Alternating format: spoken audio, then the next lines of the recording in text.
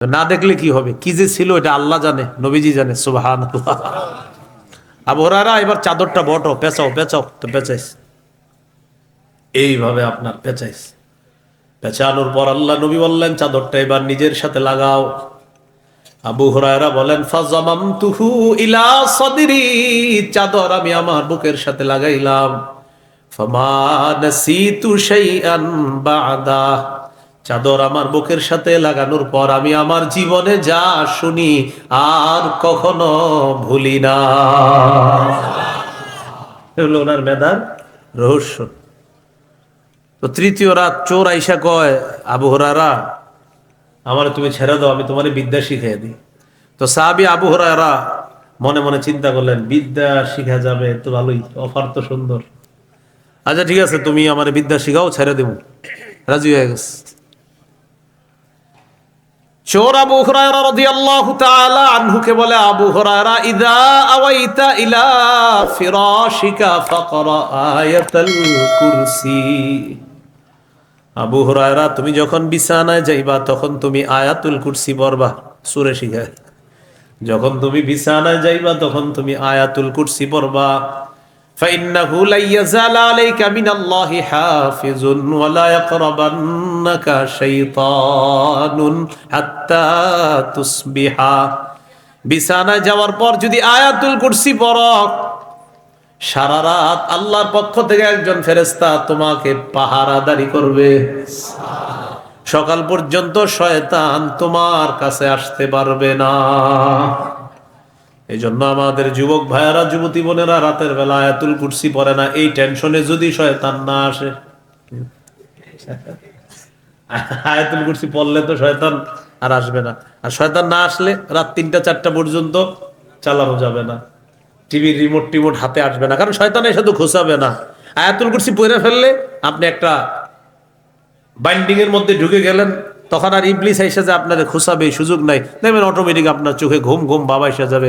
আর এটা না বললে ইবলিস এসে বলবে, তোর আজকে ৫১তম পর্বটা কে দেখবে, তুমি যদি ঘুমাও করো। চালু চালু চালু চালু করো, চালু করো। এই টেনশনে আয়াতুল কুরসি পড়ে না, কারণ পড়লে যদি শয়তান না আসে। পড়বেননি সবাই বলেন, মরণ পর্যন্ত মেধা যতদিন ঠিক আছে ইনশাল্লাহ আমরা কেউ আয়াতুল কুরসি শোয়ার আগে মিস করব না ইনশাল্লাহ। আজকে থেকে আমলটা শুরু করবেন, দেখবেন এই মোবাইলটা রাইখা দেন, আয়াতুল কুরসি পড়তে থাকেন, পড়তে আস্তে দেখবেন ঘুমাইসা পড়ছে। পড়বেন নি ইনশাল্লাহ? তাহলে ৫ ওয়াক্ত নামাজের পরে আর হলো বিছানায় যখন যাব ঘুমের আগে পড়ব। তো রাসূল সাল্লাল্লাহু আলাইহি সাল্লামের সাহাবী আবু হুরায়রা চোর ছেড়ে দিস, রাত শেষ হয়ে গেছে, সকালবেলা নবীজির কাছে আসছে।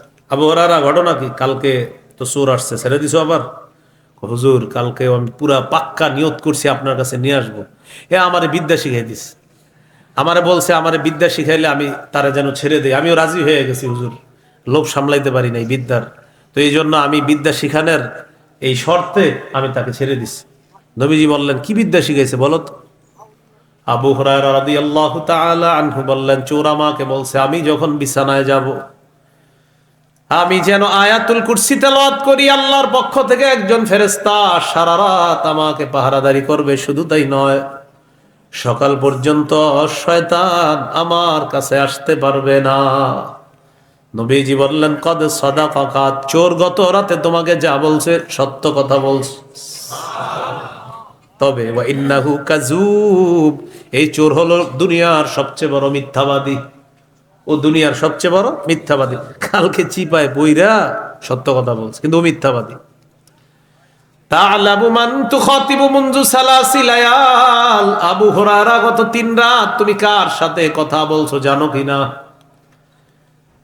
নবীজি বললেন, যাকা শাইতান, এই ৩ রাত চোরের রূপ ধারণ করে আসছে শয়তান। শয়তান তোমার কাছে আসছে, ২ রাত মিথ্যা বলছে, তৃতীয় রাত যখন মিথ্যা বলে দেখে আর বাঁচতে পারবে না, তখন শয়তান তোমার একটা বিদ্যা শিখাইয়া দিছে, বিদ্যাটা একদম সত্য কথা। শয়তান বলে আয়াতুল কুরসি পড়ো, আমি আসবো না। শয়তান শিখাইয়া দিছে আয়াতুল কুরসি পড়ো, আমি আসবো না, তাই আমরা পড়বো না। এই টেনশনে ও না আসলে এই শয়তানি কর্ম কেমনে? ইবলিস শিখিয়ে দিছে এটা পড়লে আমি আমু না, এজন্য আপনি চিন্তা করবেন আমি পড়বো না, তুমি আসো। না না, এটা না, আজকে থেকে পড়বেন। ইবলিসই বলছে ভাই আয়াতুল কুরসি পড়ো, তো আমি কিন্তু আসবো না। কে শিখিয়ে দিস? ইবলিস শিখিয়ে দিস। রাসূলুল্লাহ সাল্লাল্লাহু আলাইহি সাল্লাম আয়াতুল কুরসির এই ব্যাপারটা সত্যায়ন করলেন। বিছানায় গেলে আমরা আয়াতুল কুরসি পড়বো সবাই ইনশাআল্লাহ।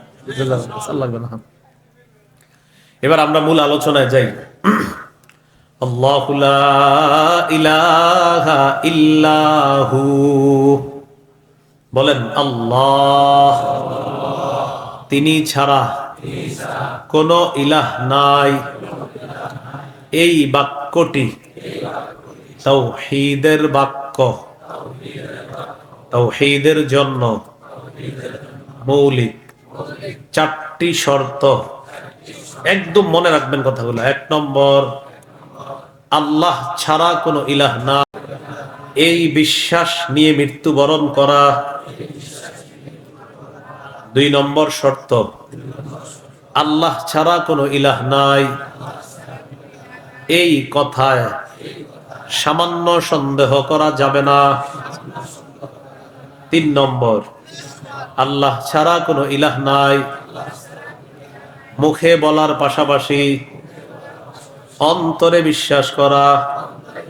4 নাম্বার, আল্লাহ তাআলাকে সবচেয়ে বেশি ভালোবাসা। এই 4 শর্ত পূরণ করে যদি মরতে পারেন ইনশাআল্লাহ আল্লাহ জান্নাত দিবে। তাওহীদের কয় শর্ত? এবার আমি বলি, খুব মন দিয়ে শোনেন, বাসায় গিয়ে নিজের মেয়েরে, ছেলেরে, স্ত্রীকে শিখাইয়া দিবেন যে তাওহীদের 4 শর্ত, এগুলো মনে রাখবা। 1 নম্বর শর্ত, লা ইলাহা ইল্লাল্লাহ, আল্লাহ ছাড়া কোনো ইলাহ নাই, এই কথার উপর ইয়াকিন করে মৃত্যুবরণ করা। সহিহ বুখারীর বর্ণনা 26 নম্বর হাদিস। عن عثمان رضي الله تعالى عنه قال قال رسول الله صلى الله عليه وسلم, নবীজি বলেন, মান মাতা ওয়া হুয়া ইয়ালামু আন্নাহু লা ইলাহা ইল্লাল্লাহ দাখালাল জান্নাহ। নবীজি বলেন, কেউ যদি এই বিশ্বাস নিয়ে মৃত্যুবরণ করে যে আল্লাহ তাআলা ছাড়া কোনো ইলাহ নাই, আমি নবী বলে দিলাম সে জান্নাতে প্রবেশ করবে। সহিহ বুখারীর 1237 নম্বর হাদিস। এই হাদিসের মধ্যে আছে জিবরিল আমিন নবীজির কাছে আসছে, আসার পর রাসূলুল্লাহ সাল্লাল্লাহু আলাইহি সাল্লামকে বললেন, বাশশির উম্মাতাকা আন্নাহু মান মাতা মিন উম্মাতিকা লা ইউশরিকু বিল্লাহি শাইআ দাখালাল জান্নাহ। জিবরিল আমিন আমাদের নবীকে ডেকে বলেন, হাবিব, আপনি আপনার উম্মতকে জানায় দেন যারা শিরিক না করে মারা যাবে, যারা এই বিশ্বাস নিয়ে মারা যাবে আল্লাহ ছাড়া কোনো ইলাহ নাই, এই কথায় যারা শিরিক করবে না, তাদেরকে আপনি জান্নাতে প্রবেশ করার সুসংবাদ দিয়ে দেন। নবীর সুপারিশ চাই কারা কারা? সবাই চাইনি ইনশাআল্লাহ? নবীজি বলেন, আতানি আতিম মির রব্বি, একজন ফেরেশতা আমার কাছে আসছে আজকে। সুবহানাল্লাহ। আসার পর ফাখাইয়ারানি বাইনা আইয়ুদখিলা নিসফা উম্মতি আল জান্নাহ ওয়া বাইনা শাফাআ। ফেরেশতা আমার কাছে আসার পর আল্লাহর পক্ষ থেকে 2টা বিষয় আমার সামনে রাখছে। 1 নম্বর, আমি চাইলে আমার অর্ধেক উম্মত জান্নাতে প্রবেশ করাতে পারবো। সুবহানাল্লাহ। আর যদি চাই আমি সুপারিশ করতে পারবো। আমি কোনটা চাই? 2টা চাইতে পারবো না, হয়তো অর্ধেক উম্মত জান্নাতে নিব, না হয় সুপারিশ করব। অর্ধেক উম্মত জান্নাতে নিব, এটা যদি গ্রহণ করি সুপারিশ করতে পারবো না, আর যদি সুপারিশ করি অর্ধেক উম্মত জান্নাতে নেওয়ার এই অধিকার পাবো না। কিন্তু দোনোটা নেওয়া যাবে না, 2 অধিকারের একটা নেওয়া যাবে। আমাদের নবী বুদ্ধি করে বললেন, ইখতারতু শাফাআ, আমি সুপারিশ গ্রহণ করে নিলাম। এবার আল্লাহর নবী বলেন, ওয়াহিয়া লিমান লা ইউশরিকু বিল্লাহি শাইআ, আমার সুপারিশ হবে প্রত্যেক অমুক ব্যক্তির জন্য যে ব্যক্তি আল্লাহর সাথে শিরিক করবে না। আমার সুপারিশ শুধু তাদের জন্য যে আল্লাহর সাথে শিরিক করবে না। আল্লাহ কথাগুলা মনে রাখার তৌফিক দান করেন। তাওহীদের 2 নাম্বার শর্ত, আল্লাহ ছাড়া কোনো ইলাহ নাই, এই কথায় কোনো সন্দেহ করা যাবে না। সূরা হুজুরাতের 15 নম্বর আয়াতে আল্লাহ বলেন, ইন্নামাল মুমিনুনাল্লাযীনা আমানু বিল্লাহি ওয়া রাসূলিহি সুম্মা লাম ইয়ারতাবু ওয়া জাহাদু বিআমওয়ালিহিম ওয়া আনফুসিহিম ফি সাবিলিল্লাহ। আল্লাহ তাআলা বলেন, প্রকৃত ঈমানদার হলো তারা যারা আল্লাহকে বিশ্বাস করে, রাসূলকে বিশ্বাস করে, যারা সামান্যতম সন্দেহ করে না, যারা নিজেদের জানমাল নিয়ে আল্লাহর রাস্তায় লড়াই করে। উলাইকা হুমুস সাদিকুন। আল্লাহ তাআলা বলেন, আমি তাদেরকে কোরআনে খাঁটি সত্যবাদী বলে ঘোষণা করলাম। এরা খাঁটি সত্যবাদী, যারা আল্লাহকে বিশ্বাস করে, যারা রাসূলকে বিশ্বাস করে, যারা সন্দেহ করে না। তাওহীদের 3 নাম্বার শর্ত, আল্লাহ ছাড়া কোনো ইলাহ নাই, এটা মুখে বলা, অন্তরেও বিশ্বাস করা। সূরাতুল ফাতহির 11 নম্বর আয়াতে আল্লাহ তাআলা বলেন, ইয়াকুলুনা বিআলসিনাতিহিম মা লাইসা ফি কুলুবিহিম। তারা তাদের মুখ দিয়ে এমন কথা বলে যা তাদের অন্তরের কথা না। কিছু মানুষ আছে মুখ দিয়ে বলে আল্লাহ ছাড়া কোনো ইলাহ নাই, কিন্তু অন্তরে ঝামেলা আছে। এটা কিন্তু হবে না। আল্লাহ ছাড়া কোনো ইলাহ নাই এই কথা মুখে বলা, অন্তরেও বিশ্বাস করা। সহিহ বুখারীর বর্ণনা 44 নম্বর হাদিসে আল্লাহ নবী বলেন, ইয়াখরুজু মিনান নার মান ক্বালা লা ইলাহা ইল্লাল্লাহ ওয়া ফি কলবিহি ওয়াজনু শাইরাতিন মিন খায়র ওয়া ফি কলবিহি ওয়াজনু দাররাতিন মিন খায়র ওয়া ফি কলবিহি ওয়াজনু বুররাতিন মিন খায়র। নবীজি বলেন, যার অন্তরের মধ্যে সরিষার দানা পরিমাণ ঈমান আছে, যার অন্তরের মধ্যে গম পরিমাণ ঈমান আছে, জব পরিমাণ ঈমান আছে, আল্লাহ নবী বলেন, সে যদি কোনো অপরাধের কারণে জাহান্নামে থাকেও একদিন জাহান্নাম থেকে বের হয়ে আল্লাহর জান্নাতের মেহমান হয়ে যাবে। যার অন্তরে সরিষা পরিমাণ ঈমান আছে, সে একদিন জাহান্নাম থেকে বের হয়ে জান্নাতে যাবে। তো বলছিলাম 3 নাম্বার তাওহীদের শর্ত, আল্লাহ ছাড়া কোনো ইলাহ নাই এই কথা মুখে বলা, অন্তরেও বিশ্বাস করা। 4 নাম্বার, আল্লাহ তাআলাকে সবচেয়ে বেশি ভালোবাসা। সাধারণত আমরা 8টা জিনিসের প্রতি বেশি মহব্বত রাখি, মায়া রাখি। কয়টা জিনিস আপনারা গোনেন, আমি বলি। 1 নাম্বার বাবা, 2 নাম্বার ছেলে সন্তান, 3 নাম্বার ভাই বোন, 4 নাম্বার স্ত্রী, 5 নাম্বার পরিবার পরিজন, 6 নাম্বার সম্পদ, 7 নাম্বার ব্যবসা, 8 নাম্বার বাসস্থান। এই 8টা জিনিসের প্রতি আমাদের বড় মায়া, বড় মহব্বত। এই 8 জিনিসের চাইতে আল্লাহকে, রসুলকে বেশি ভালোবাসতে হবে। সূরা তাওবার 24 নম্বর আয়াতে আল্লাহ বলেন, কুল ইন কানা আবাউকুম ওয়া আবনাউকুম ওয়া ইখওয়ানুকুম ওয়া আজওয়াজুকুম ওয়া আশীরাতুকুম ওয়া আমওয়ালুন ইখতারাফতুমুহা ওয়া তিজারাতুন তাখশাউনা কাসাদাহা ওয়া মাসাকিনু তারদাউনাহা আহাব্বা ইলাইকুম মিনাল্লাহ ওয়া রাসূলিহি ওয়া জিহাদিন ফি সাবিলিহি ফাতারাব্বাসু হাত্তা ইয়াতিয়াল্লাহু বিআমরিহি।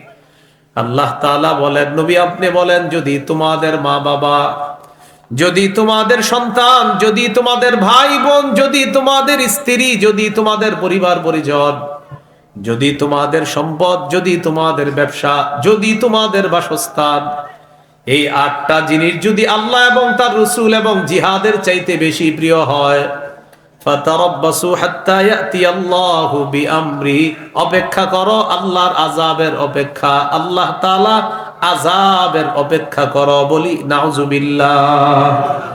এইগুলার চাইতে আল্লাহকে বেশি ভালোবাসতে হবে। সহিহ বুখারীর বর্ণনা 16 নম্বর হাদিস, قال رسول الله صلى الله عليه وسلم ثلاث من كن فيه وجد حلاوة الإيمان। নবীজি বলেন, যার মধ্যে 3টা বৈশিষ্ট্য পাওয়া যাবে, তার অন্তরের মধ্যে সে ঈমানের স্বাদ গ্রহণ করতে পারবে। কয়টা বৈশিষ্ট্য? 1 নাম্বার, আইয়াকুন আল্লাহু ওয়া রাসূলুহু আহাব্বা ইলাইহি মিম্মা সিওয়াহুমা। আল্লাহ এবং তার রসুলের চাইতে সব কিছু যা আছে দুনিয়ার মধ্যে আল্লাহ আল্লাহ রসুল ছাড়া আর যা কিছু আছে সব কিছুর চাইতে আল্লাহকে আর তার রসুলকে বেশি ভালোবাসা। 2 নাম্বার,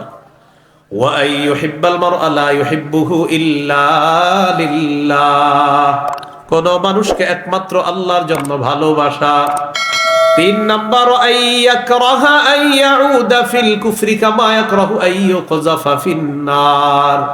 আগুনের মধ্যে পুড়ে যাওয়া যেমন অপছন্দ, কুফরি করা তেমন অপছন্দ করা। আপনার সামনে কোটি কোটি টাকা রাখছে, রাখার পর বলল আপনি আগুনে পুড়ে মরে যান। আপনি বলবেন হরমিয়া আপনি কি বোকা মানুষ, আগুনে পুড়ে যদি মারা যায় তাহলে আমার এই কোটি কোটি টাকা দিয়ে হবে কি? এবার আপনার সামনে কোটি কোটি টাকা রেখে বলা হলো আপনি কুফরি করেন, তখন আপনি বলবেন আমি দুনিয়ার আগুনে যেমন পুড়তে চাই না, কুফরি করে জাহান্নামের আগুনেও পুড়তে চাই না।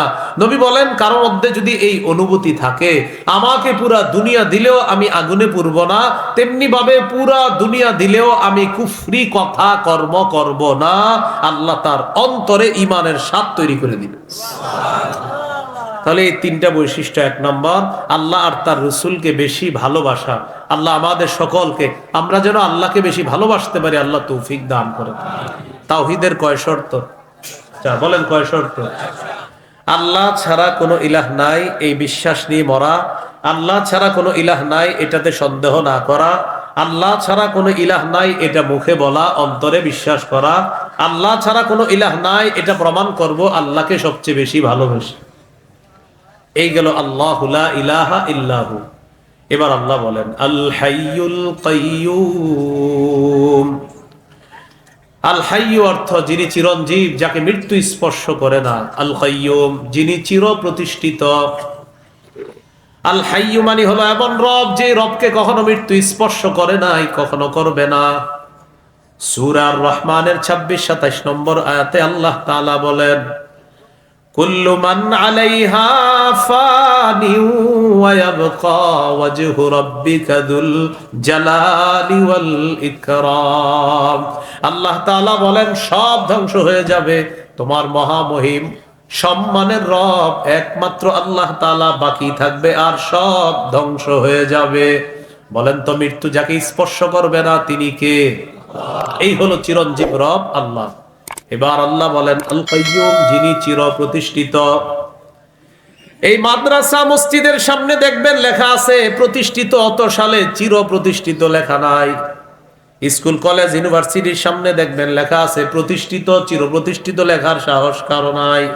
কেন? সব ধ্বংস হয়ে যাবে।